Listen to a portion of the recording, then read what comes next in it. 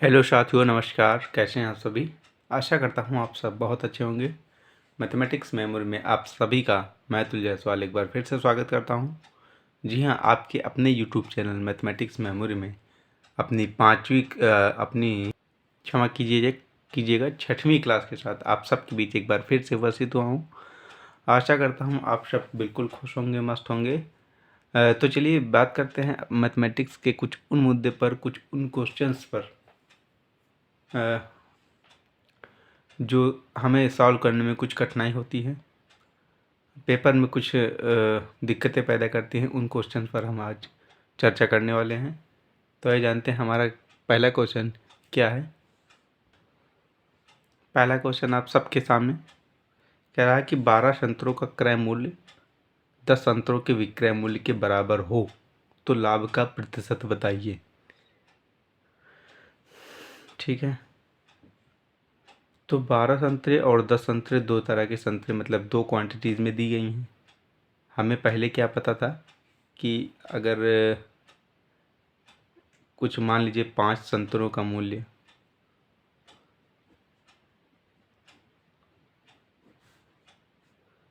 मान लीजिए क्रय मूल्य कह रहा है 5 संतरों का क्रय मूल्य 5 रुपये और विक्रय मूल्य दिया जाता था 10 रुपये, तो हम बड़े आसानी से निकाल लेते थे कि भैया 5 रुपये हमें लाभ हुआ, और यहाँ परसेंटेज भी निकाल लेते थे कि 50% का हमें प्रतिशत में लाभ भी हुआ है, सॉरी 100% का लाभ भी हुआ है ना। कैसे निकाल लेते थे? चूँकि यहाँ पे क्वांटिटीज़ दोनों सेम दी हुई जाती थी, लेकिन यहाँ क्या है, क्वांटिटीज़ बिल्कुल डिफरेंट है। 12 संतरों को खरीदा जा रहा है और 10 संतरों को बेचा जा रहा है।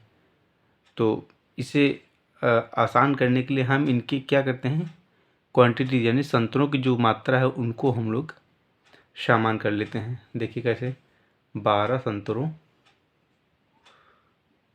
का क्रय मूल्य मान लेते हैं कि क्या है, 100 रुपया है। ठीक है, 10 संतरों का विक्रय मूल्य इसी प्रकार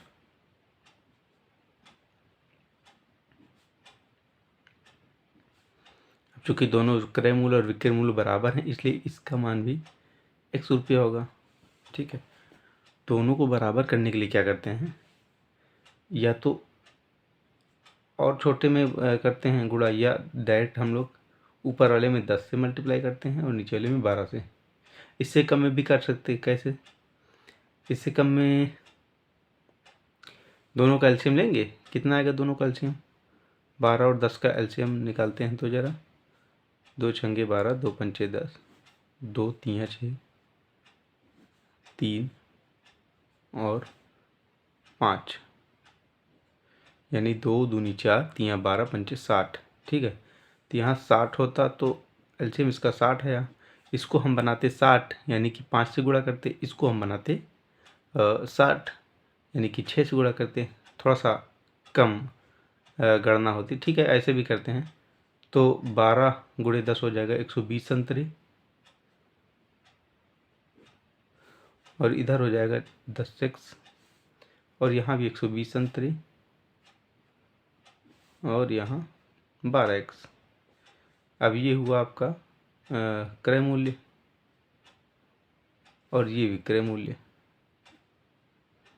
तो ये बात तो पक्का है कि भैया लाभ हुआ होगा, क्योंकि विक्रय मूल्य के प्राइस ज़्यादा है।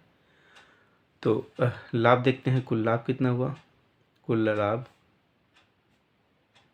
बराबर 2x, क्योंकि 12x में से 10x घटाएंगे, 12x विक्रय मूल्य से 10x क्रय मूल्य को घटाएंगे, 2x आएगा। ठीक है, लेकिन हमें निकालना है प्रतिशत में, तो हम लाभ को प्रतिशत में निकालने के लिए क्या करेंगे, लाभ बटे क्रय मूल्य। अब क्रय मूल्य कहाँ पर, ये वाला क्रय मूल्य 10x इंटू 100। सिंप्लीफाई करते हैं इसको, 2 पंचे 10, 5 20, 5 20, 5 गुणे 20, 100 है ना। 100 यानी कि आपका जो आंसर आया वो 20% का लाभ हुआ। Option number B is the right answer. I hope आप सबको समझ में आ गया होगा क्या किया गया है कि हमें जब क्वांटिटीज़ बराबर दी जाती थी, मात्राएं बराबर दी जाती थी, बड़ा आसान रहता था कि हाँ इतने संतरों का या इतने वस्तुओं का मूल्य इतना है, ठीक है, इतने में खरीदा और इतने ही वस्तुओं को इतने में दूसरे किसी विक्रय मूल्य में लाभ लेकर के बेच दिया। तो आपस में हम लोग क्या करते थे, घटा देते थे, घटा करके निकाल लेते। लेकिन यहाँ पे क्या है कि क्वांटिटीज़ हमें डिफरेंट दी गई हैं। संतरे 12 खरीदे जा रहे हैं और 10 ही बेचे जा रहे हैं, ठीक है। तो लाभ का प्रतिशत निकालना है तो क्वांटिटीज़ जब तक हम बराबर नहीं करेंगे सही से लाभ निकल नहीं पाएगा। हाँ, इनका लाभ उतना ही निकला है, हम ये नहीं कह रहे हैं कि 120 संतरे खरीदे गए हैं, 120 संतरे बेचे गए, लेकिन इतने का हमने निकाला। अब जो लाभ इन पर हो रहा है, मतलब 10 संतरों पर, क्योंकि बेचा जा रहा है 10 संतरे, तो 10 संतरों पर जो लाभ हुआ वही लाभ 12 पर भी होगा, उतना ही प्रतिशत, और उतना ही प्रतिशत 120 पर भी होगा। मतलब लाभ का जो परसेंटेज है वो छोटी क्वांटिटी से लेकर बड़ी क्वांटिटीज़ तक सेम ही रहता है, इसमें कोई डाउट नहीं है। चलिए बढ़ते हैं अपने नेक्स्ट क्वेश्चन की ओर। नेक्स्ट क्वेश्चन भी प्रॉफिट एंड लॉस से संबंधित है। क्वेश्चन बिल्कुल एक ही तरह का है। आइए देखते हैं। कुछ वस्तुएं 5 रुपये में 6 के हिसाब से खरीदी गई, 5 रुपये में 6 के हिसाब से, तथा 6 रुपये में 5 के हिसाब से बेची गई, तो लाभ प्रतिशत बताइए, ठीक है। अब यहाँ भी क्या है, क्वांटिटी डिफरेंट दी गई हैं, मूल्य तो डिफरेंट है ही है, लेकिन क्वांटिटीज भी डिफरेंट है। देखिए कैसे, 6 वस्तुएं हैं, मान लेते हैं 6 वस्तु, माना क्या है, ये 6 वस्तु, 6 वस्तुएं है और उसका क्रय मूल्य कितना है, 5 रुपये है। और नीचे दिया जा रहा है कि 5 वस्तुएं हैं, इसका विक्रय मूल्य ये है 6 रुपया, ठीक है। फिर से वही काम करेंगे, दोनों को बराबर करेंगे, दोनों की क्वांटिटी यानी कि जो वस्तुएं हैं 6 और 5, इन वस्तुओं को बराबर करना हमें, तो ऊपर करेंगे 5 से मल्टीप्लाई और नीचे करेंगे 6 से मल्टीप्लाई, यानी 6 पंचे 30 और 5 25, यानी कि जो 30 वस्तुएं हैं उन्हें 25 रुपये में खरीदा गया और 30 वस्तुएं हैं जिन्हें 36 रुपये में बेचा गया। अब चूंकि ये बड़ा है, विक्रय मूल्य बड़ा है क्रय मूल्य से, तो ये तो ठीक है कि लाभ हुआ है, कितना हुआ देखते हैं। तो हमें जो लाभ हुआ, इन दोनों का डिफरेंस कितना आएगा, 1 और 1 11 रुपये आपका लाभ हुआ। लेकिन लाभ हमें अंक में नहीं प्रतिशत में बताना है, तो ठीक है, लाभ प्रतिशत हम लोग निकालते हैं। लाभ प्रतिशत बराबर लाभ अपान क्रय मूल्य 25 मल्टीप्लाइड बाई 100, 25 चौको 100, 11 चौको 44, 44% का लाभ होगा। Option number D is the right answer, ठीक है। कोई समस्या तो नहीं होनी चाहिए वैसे, क्योंकि वस्तुएं जो क्वांटिटीज़ में अलग अलग है, केवल करना इतना है कि इनकी क्वांटिटीज़ को सेम कर लेना हमें। जब एक बार क्वांटिटी सेम हो गई तो उनके जो प्राइस हैं उनको आपस में क्या करना है, आपस में घटाना है। और जो आता है, मतलब अगर विक्रय मूल्य बड़ा है तो लाभ होगा, अगर क्रय मूल्य बड़ा है तो हानि होने वाली है। जो भी होगा उसका लाभ प्रतिशत, अच्छा हाँ, लाभ प्रतिशत हमेशा क्रय मूल्य पर ही निकालते हैं, ये बात बिल्कुल बराबर दिमाग में बैठा लीजिए कि लाभ जो प्रतिशत है वो होता है लाभ बटे क्रय मूल्य गुणे 100। इतना तो आप लोग बिल्कुल ध्यान ही रखें कि विक्रय मूल्य पर ना निकाल बैठना कभी, ठीक है। तो बढ़ते हैं अपने नेक्स्ट क्वेश्चन की ओर। नेक्स्ट क्वेश्चन हमारा काम और समय पर आधारित है। क्वेश्चन है कि एक किसी कार्य के 3/4 भाग को 12 दिन में पूरा कर सकता है, वह उस कार्य को कितने दिनों में, मतलब जो कंप्लीट वर्क है, जो पूरा कार्य हो, उसको कितने दिन में पूरा कर लेगा। तो आइए देखते हैं। ये कोई व्यक्ति है, वो कार्य करते करते करते 3/4 कार्य करते हैं और उस 3/4 भाग कार्य में 12 दिन वो लगाते हैं। तो कहा जा रहा है कि जो टोटल वर्क है वो कितने दिनों में पूरा होगा। देखिए मैं सिंपल मेथड में इसे बताता हूँ आपको कि मान लीजिए कोई एक वर्क है, ये पहले तो एक व्यक्ति है, ठीक है, और इतना बड़ा इन्होंने एक काम लिया,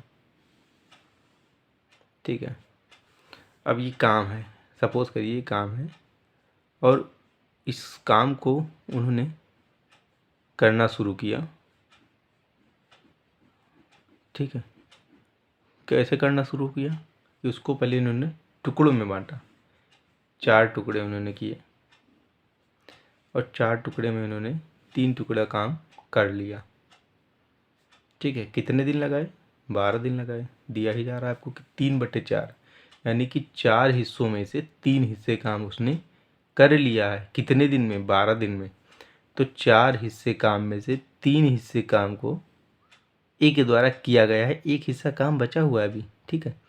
अब 3 हिस्से काम को करने में 12 दिन लगाया गया है। तो अब आप तो बड़े आसानी से निकाल सकते हैं ना कि एक दिन एक टुकड़े को करने में कितना समय लगाया गया। भाई एक ही नियम पढ़ा होगा ना आपने कि 3 केले इतने रुपए में, तो 3 केले 12 रुपए में, तो एक केले का प्राइस है ना, निकल सकता है, ठीक है। आइए निकाल के मैं दिखाता हूँ ये आपको कि 3 कार्य करने में 12 दिन लगे, तो एक कार्य करने में 12/3, 3 चौक 12, यानी एक टुकड़ा कार्य करने में 4 दिन लगेगा, ठीक है। अब एक टुकड़ा 4 दिन में, तो हम निकाल सकते हैं चारों टुकड़े कितने दिन में, यानी कुल कार्य या 4 टुकड़े कार्य, ये हो जाएगा 4 × 4, यानी कि 16 दिन।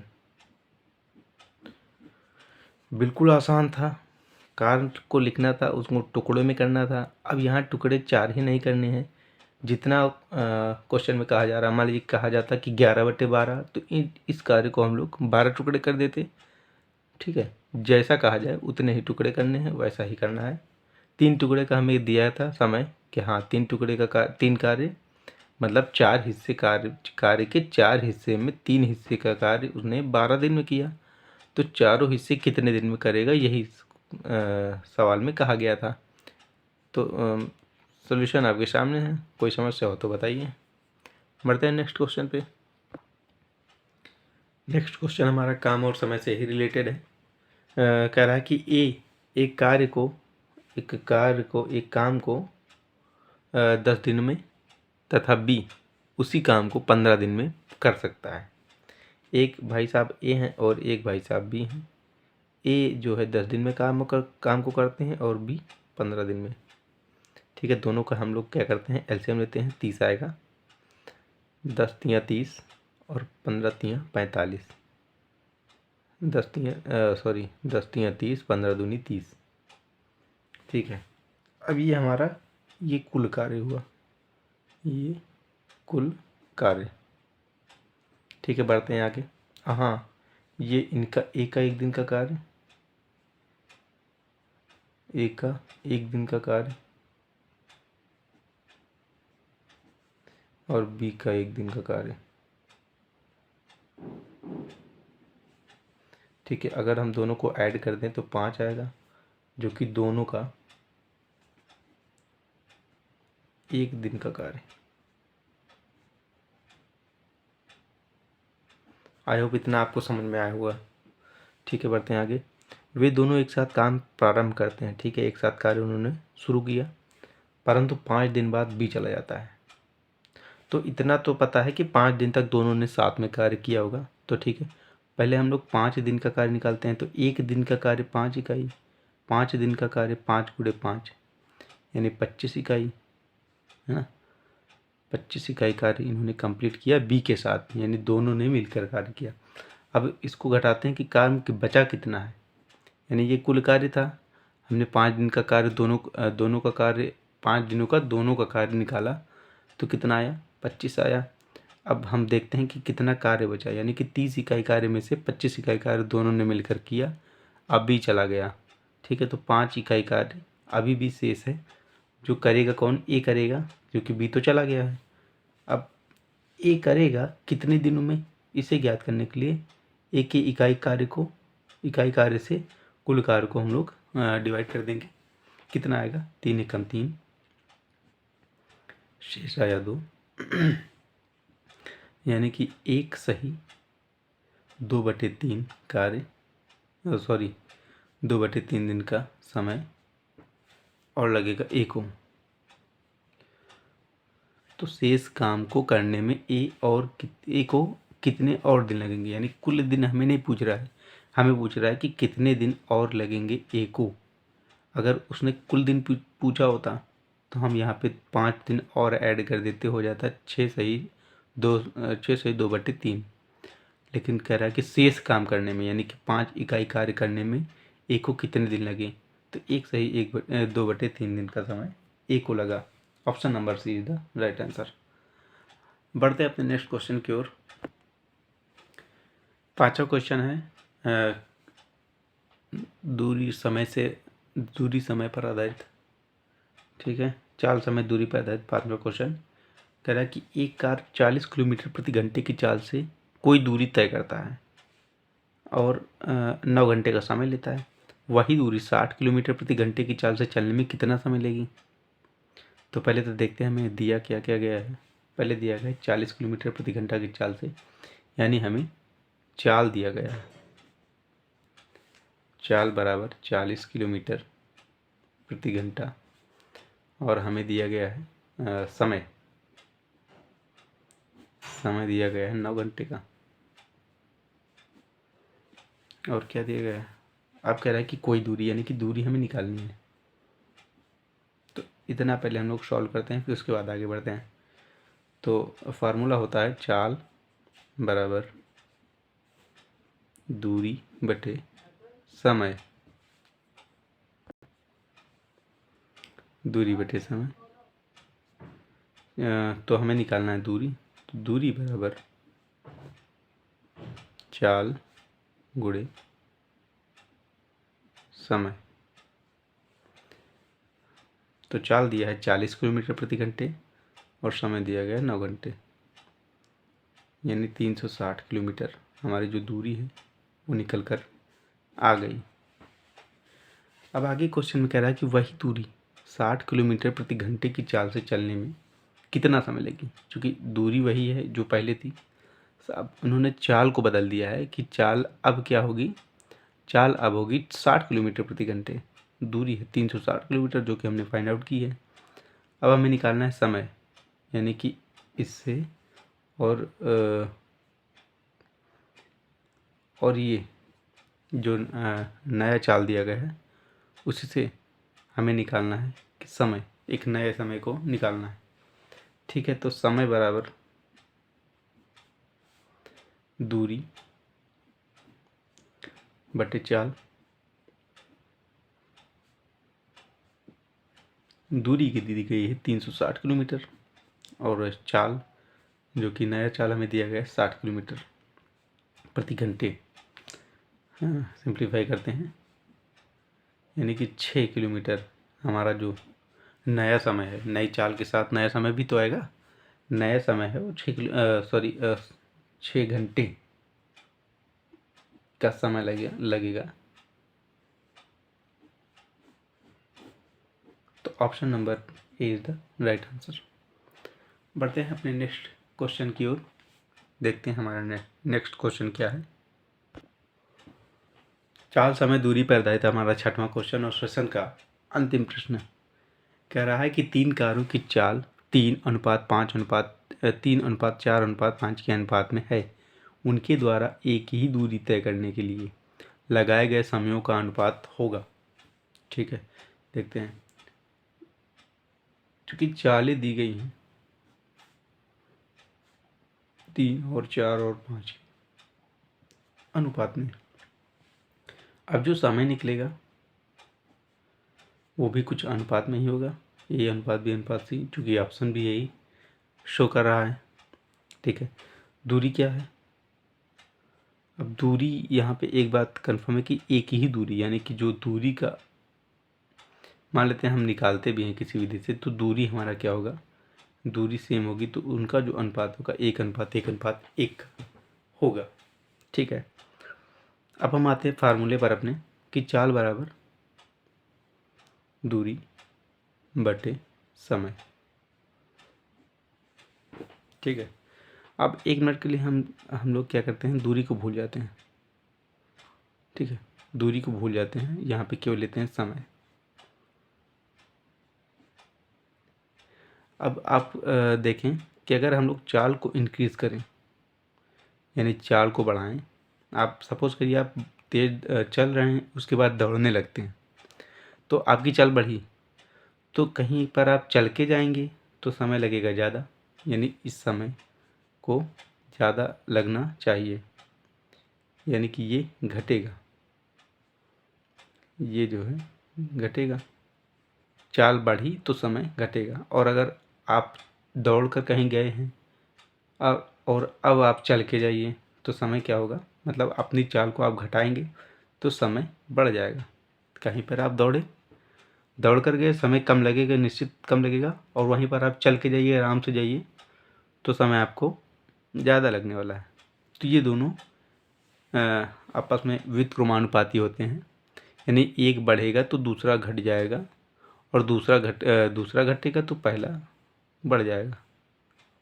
आई होप आपको समझ में आ गया, यानी कि ये लोग व्युत्क्रमणीय वो हैं, आपस में इनका रिलेशन है। तो चाल बढ़ा तो समय घटा, चाल घटा तो समय बढ़ा। ठीक है, तो इस आधार पर हम ये कह सकते हैं कि अगर x चाल से चला जा रहा है तो समय क्या होगा, 1/, अगर एक मिनट के लिए समय की केवल देखते हैं, चाल अगर x है तो समय क्या होगा, 1/x हम कह सकते हैं। ठीक है, चूँकि चाल और समय व्युत्क्रमानुपाती होते हैं, इस आधार पर हम कह सकते हैं। तो क्वेश्चन में भी हम यही नियम अप्लाई कर सकते हैं कि अलग अलग चालों के लिए अलग अलग हम समय का अनुपालन करेंगे, देखेंगे कि समय कितना आता है। तो 3, अगर किसी पहली कार का चाल 3 है तो समय पहली कार के लिए क्या हो जाएगा, 1/3, और दूसरी कार के लिए 1/4, और तीसरी कार के लिए 1/5, क्योंकि तीनों रेशियो में हैं। अब इनको सिंप्लीफाई हम लोग करते हैं, सरल अनुपात में बनाते हैं। बनाने के लिए क्या करेंगे, पहले इन सब का एलसीएम लेंगे, निकाल लेते हैं आराम से। 3, ये हो जाएगा 4, और ये हो जाएगा, यहाँ देख लेते हैं, 1 4 5, ये हो जाएगा 5, ये पहले 4, उसके बाद 5, यानी कि 3 × 4 × 5, 3 चौको 12, 5 60। ठीक है, अब यहाँ तीनों में 60 से मल्टीप्लाई करेंगे,